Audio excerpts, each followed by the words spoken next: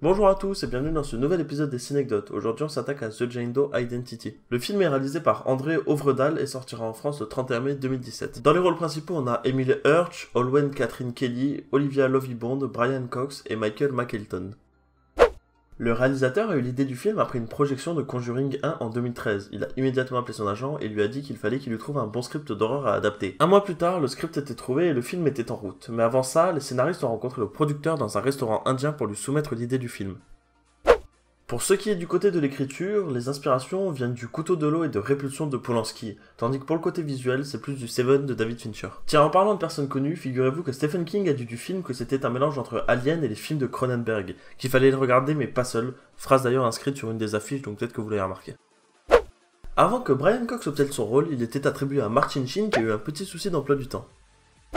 Le film a été tourné à Londres histoire de donner selon les producteurs une tonalité européenne. Le film se déroule principalement dans la morgue, mais la production a quand même dû investir deux décors réels. Tout d'abord l'extérieur de la morgue qui a été tourné dans une maison du Kent construite dans un style américain.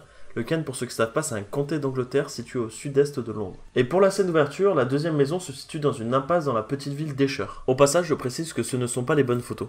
L'équipe de tournage n'a pas tourné dans une véritable morgue, mais plutôt au sein d'un entrepôt de 2000 m² qu'ils ont transformé en morgue. D'ailleurs, il y avait tellement de scènes inhabituelles et d'effets spéciaux à prendre en compte qu'il aurait été difficile de tourner dans des décors naturels.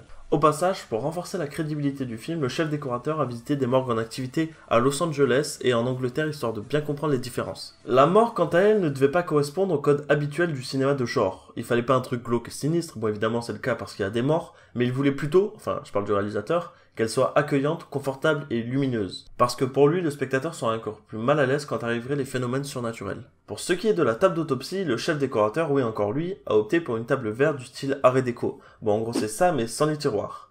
Elle devait avoir un style des années 20, un petit peu comme un souvenir de famille qui se passerait de génération en génération. Ça c'est du bon souvenir de famille. C'est Olwen Catherine Kelly qui incarne Jane Doe, autrement dit le cadavre. C'est un rôle qui nécessite de rester allongé pendant des heures. Elle a donc dû se préparer. Elle a suivi des cours de yoga et de méditation, elle s'est notamment entraînée à la respiration superficielle. Vous savez, c'est quand vous respirez tout doucement, vous avez un tout petit déplacement du diaphragme et des côtes, quand vous faites semblant d'être mort en gros. Elle a porté pas mal de prothèses pour que pendant le film il puisse lui ouvrir les membres sans qu'elle soit blessée, et le maquilleur prosthétique a fait un mannequin à son effigie conçu comme un jeu de poupée russe. Ensuite ils ont rempli son corps, chaque couche de son corps un petit peu comme un oignon. Il y a un cas d'intoxication qui s'appelle l'intoxication à la strychnine. Figurez-vous que dans le film il est mal orthographié puisque sur un tiroir de morgue il y a écrit strychnine. On en a fini avec notre cadavre magique, je vous remercie d'avoir regardé jusque là et je vous dis à mardi pour une nouvelle vidéo.